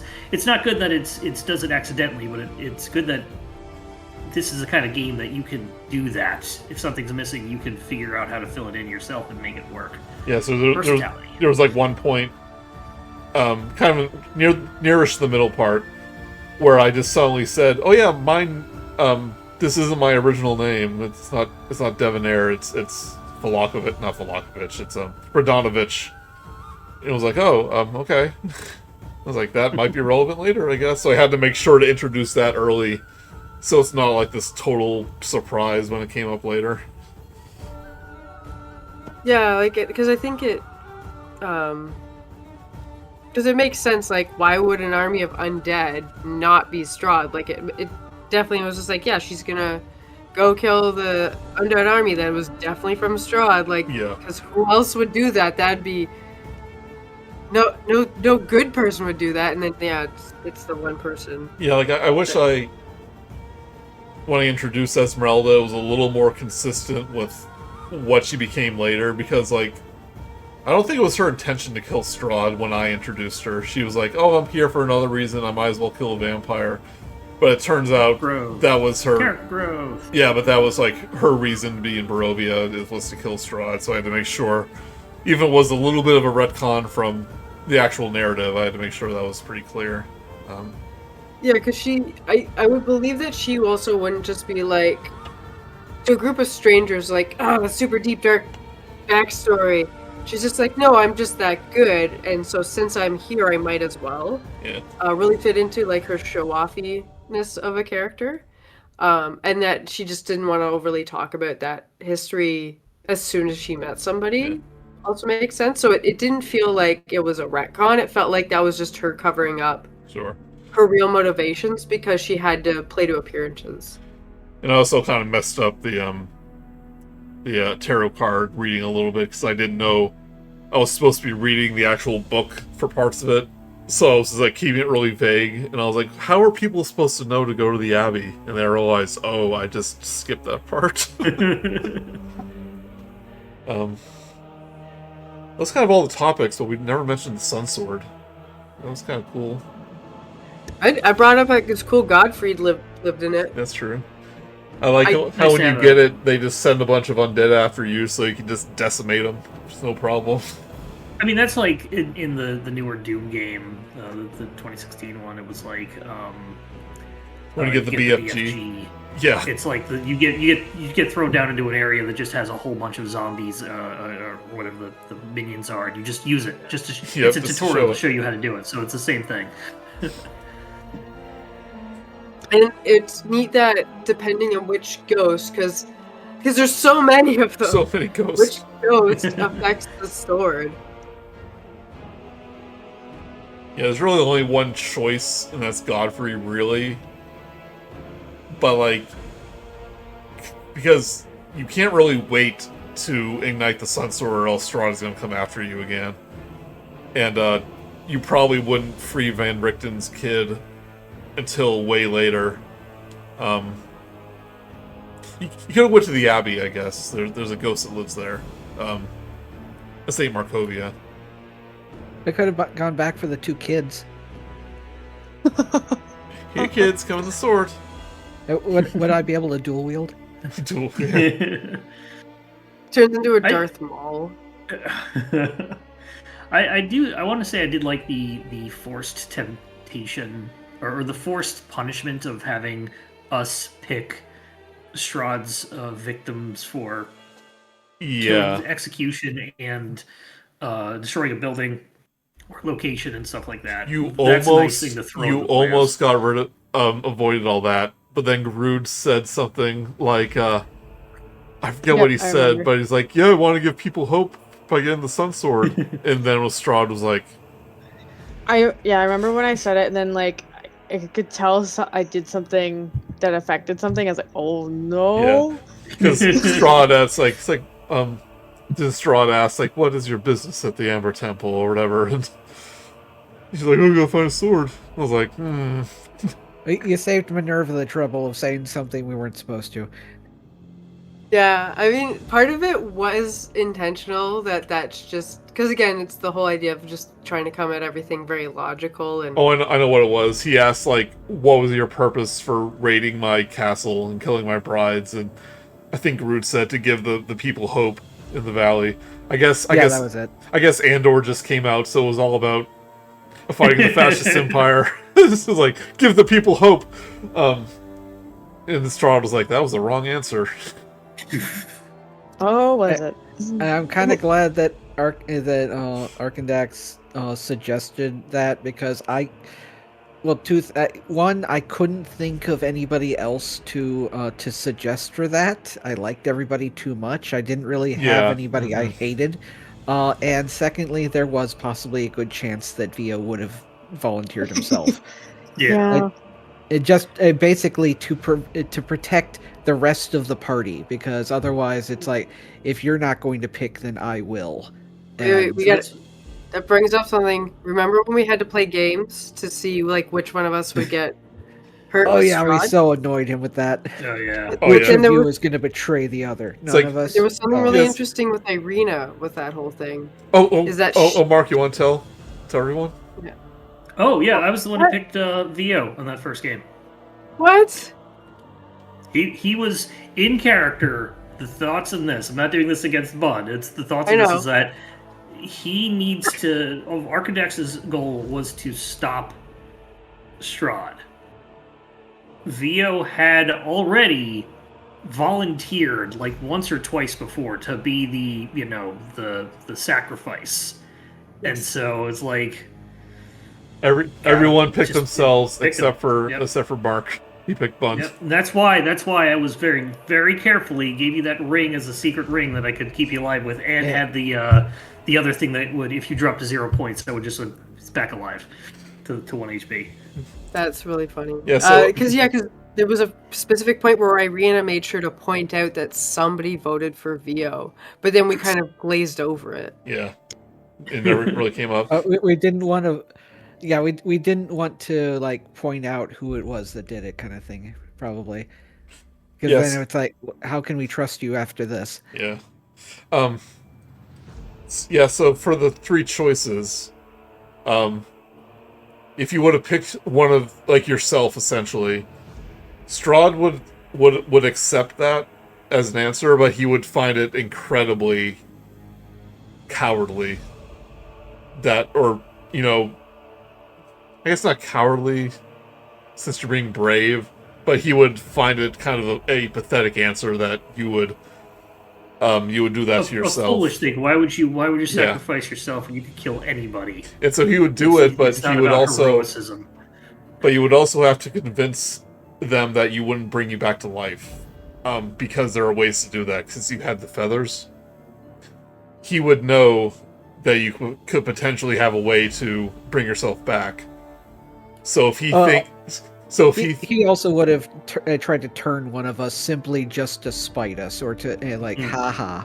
So he would have killed VO, and then kill someone else of his own choosing, because he knew you were trying to deceive him. Yeah, my guess. If that came up, I would have suggested that he would have killed VO, turned him, and then had VO kill other people. And just send him off on a rampage. That would have been good, but that wasn't his goal there. Like, yeah, it would be to like torture the rest of the party. Yeah. Like look at what you've done. What I was going to do is, if VO did turn, I was going to have him awaken in Castle Raven. I didn't even plan this all out because it would have been so much, but like, I would have had him waken up in Castle Ravenloft, and Escher would have tried to prevent him from turning fully, because he didn't want what happened to him to happen to Escher to happen to VO, and he would have planned an escape, and I would have done it so it didn't take up a whole lot of time, but I would have done that. So eventually VO would have returned as a Dampier at one point.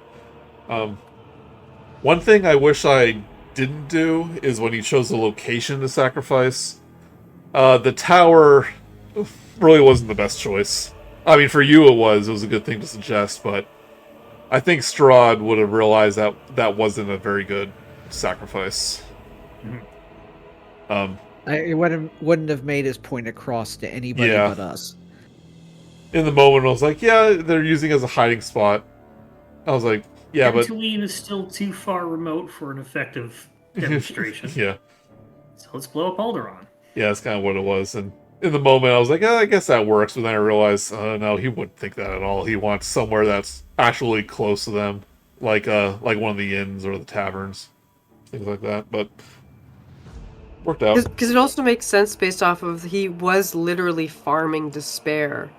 Yeah, for and his no escape. one knows about the tower. So, I mean, people know about the tower, but no Yeah. one cares about it. So, I wish I would have, made you pick somewhere like the Blue Water Inn or the Burgermeister's Or, like, house or pick something a like town. that. Yeah, well, not entire It just, town. Yeah, yeah, we pick the town, and then he decides what's in it. yeah. But at the same time, it was a strategic choice as well for him, because like he definitely didn't want us to have a location that he couldn't scry, and that was pretty much the only place that he knew about in which he couldn't look inside. He's pretty smart though, because if he can't scry you, he knows there's one place in Barovia he can't scry, and that's the tower. Yeah. Now, unless one of us learned a spell or something. Yeah. But speaking of the tower, there is one thing I know about the original campaign that was completely altered for this. Oh yeah, yeah. The owner of the tower. Apparently, it's Mordenkainen. Yes, so Mordenkainen was completely removed Ah. from this thing. He was like the Mad Mage of the tower. He's like, I didn't really read up much about it since he wasn't in this version. But apparently he just kind of goes crazy in Barovia from staying there too long. And I think there's a version where he's also basically true polymorphed, and nobody knows that he's there. And that's right. He was. It could have been. That's right. He was. But, He was the saber-toothed tiger, right? I don't remember that much detail. I just remember that he was like trapped in a body or something like that, and the players had the ability to possibly determine that he was cursed and might that's be able right. to break it. But yeah, so I forget the name of the tower. Kazan's tower, I think. He was the Mad Mage. He was actually a character in the original book. And then Mordenkainen was polymorphed into a saber-toothed tiger, which was really random. You find him somewhere. I think Van Richten had him in the carriage, I think. I don't remember. But this played homage to that because Arabelle, the Vistani girl, had a plush saber-toothed tiger, and that was kind of a callback to that. Oh, okay. That makes sense. I just assumed that was the closest thing that Barovia has to cute and cuddly. Yep, plushes. No, saber-tooth tigers. Oh, saber-tooth tigers, yeah. Yeah, so that was just removed because the author just realized it didn't really fit with anything. It also doesn't really fit with like actual lore and stuff like that. Yeah, the story behind Curse of Strahd is that who's the D&D designer that left recently? What was his name?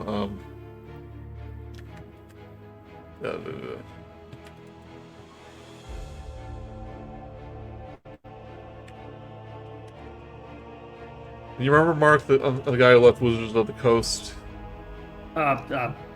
Names. I can't remember names. Anyway, he was Perkins? Chris Perkins. Yes. Yeah, he basically wrote Curse of Strahd really quickly. It was a pretty early D&D book. And you can tell this is kind of the Wild West of 5e because the original book is just all over the place. It's still pretty early on, yeah. Yeah. Chris Perkins. Working at fantastic final arts there, Sam. He's working. The emergence of you'll have to throw it on the screen now, Joey. The emergence of Arkundax in his new body while everybody glares on. Oh yeah. Well, this is audio only, so can't see it. Oh, I guess I can. Oh well. There's a butt. We describe it, but it's a little I showed it in the game when it happened. Oh. Even the pseudo dragons like, whoa. Yeah, I think a pseudo dragon's my favorite character in this also. It's got a really good shocked Muppet kind of look. It's great. Very Muppet, yes.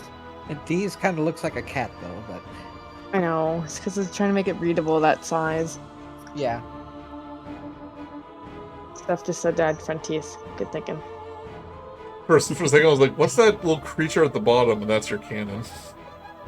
Yeah, I'll put it up. Yeah. I'll put it Yeah, on screen. she had it on a lot of the test art or the development art, and then she took it off, and I was like, oh, it's gone now. It's not everybody. And she's finally added it back, and I appreciate that. Right, Mark, you're running the next game for this group. Yeah. Yeah, I ran 2 in a row. You're next. So I'll be next.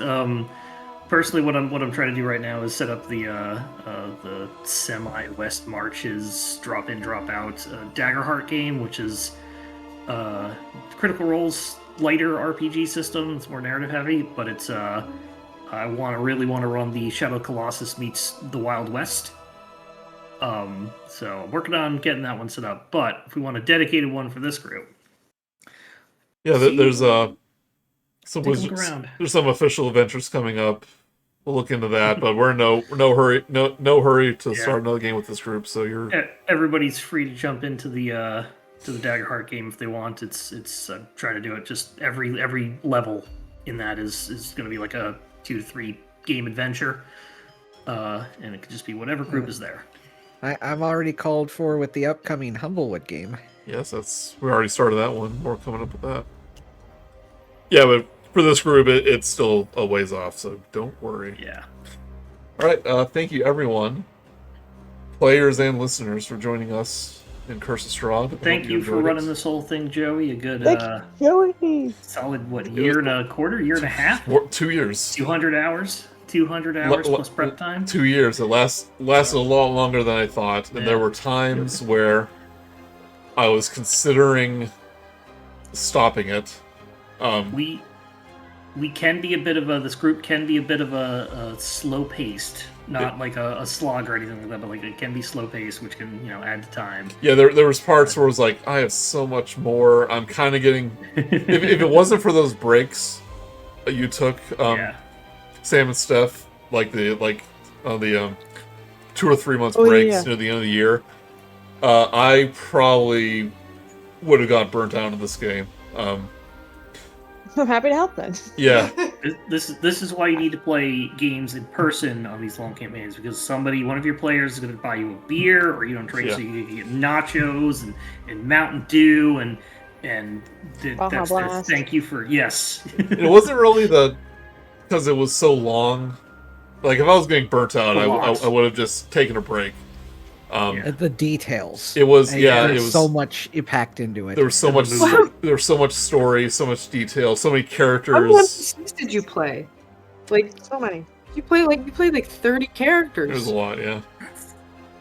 2 to 3 of them, you were fighting every freaking combat, so your player is at the same time. Yeah, I liked having Irina and Esmeralda around as NPCs, but including them in combat. What was a lot, especially since we really should have taken that over from you, unless you had like narrative things to do. Like we as players should have taken them on as allies. You could have, but it turns out it's like, yeah, they're just going to attack these people. Like, so that's what I'm going to do. Yeah, because the complicated boss fights, like the 2-phase boss fights, had huge stat blocks, like way more than normal 5e enemies. Like it was just so much. But yeah, just the fact that it's such a oppressive setting, and all this bad stuff is happening. Like I needed those breaks because it just got too much sometimes. But that is the most common comment about people that have played this, that it's overwhelming. Both in so much in it, but also just like emotional. Yeah, like the stuff near the end with like Esmeralda was definitely the heaviest. But I can imagine like some groups who get really into like the nuance, doing that throughout the entire campaign is like exhausting. So yeah, even stuff like the dream pastries with the hags and stuff like that is, it doesn't go into great detail, but it also doesn't have to, because the mind wanders and realizes what the connotations are. Yeah. But I'm glad I got to finish it. You all got to play it. I tell people I've played this, and they're like, "What? You beat the whole thing? I only got the year, and then we had to stop." But Achievement unlocked. achievement unlocked. Yeah, it's like it's something I can put on a resume. Honestly, And, it's, as a DM, I run games on one of my resumes and on my resume and just a side work, because as a DM, it is a lot of work, it's a lot of management, there's a lot of preparation. It is really good skills that you might need in certain jobs. Yeah. Yep. So thanks And for joining me and joining us on this campaign. And to anybody that has gone through this entire campaign listening to us, congratulations, and I'm sorry. I think there's at least 2 or 3 people that have made comments like in later episodes, so there's definitely people who follow it. Thank you cool. for watching. We were glad that we could provide you with entertainment, and hope you liked our characters and our decisions. We appreciate you. Please comment. I would love to hear what people thought about it. You've heard our thoughts on this campaign. I would love to hear the thoughts of people that have listened to it. Wait, don't we have to start a new game plus, don't we? Oh yeah. People say this game is replayable because in the original book, like you can have different allies and different the Sun Sword can be in different locations. Yeah, like Esmeralda was kind of chosen for the guide, but like almost any of the NPCs can like join you to fight Strahd in the original book. And people say, "Oh, that adds replayability," but I can't imagine replaying this game twice. So, Yeah. I mean, this was especially like this so was close. this was the long version, so it's like just talking about the original book. But even then, it's like, I oh mean, my maybe god. if you want to go renegade mode and like accept the Amber Shards and like go the evil route and stuff, maybe. But I can't really imagine. I'm not the type in which I can never really do that after liking the characters. Yeah, it's like Undertale when you do the genocide route. Yeah, exactly. Yeah.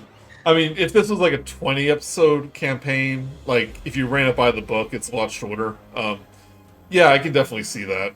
Like doing things a little differently. I mean, if the people that made the Baldur's Gate 3 game, if you had turned this into like a DLC or standalone or something like that, I would love that. Well, you were in luck because a modding group is actually creating Curse of Strahd in the Baldur's Gate 3 engine. Oh yeah. Oh, I did hear about that. Yeah.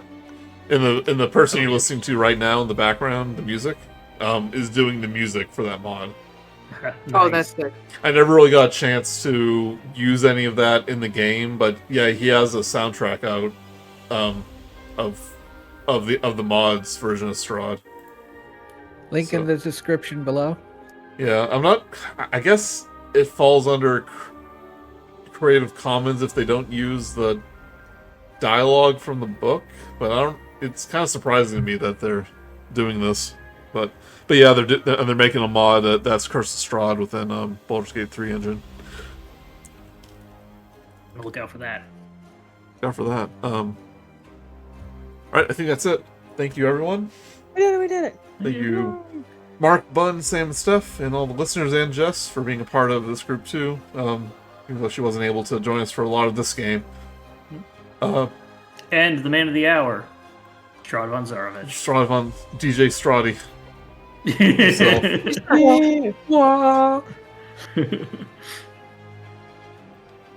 Sun sword straight into his chest at the end of the game. It's pretty satisfying.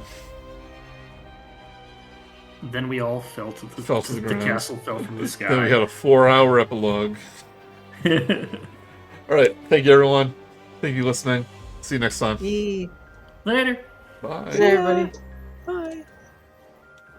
Oh, they're all leaving.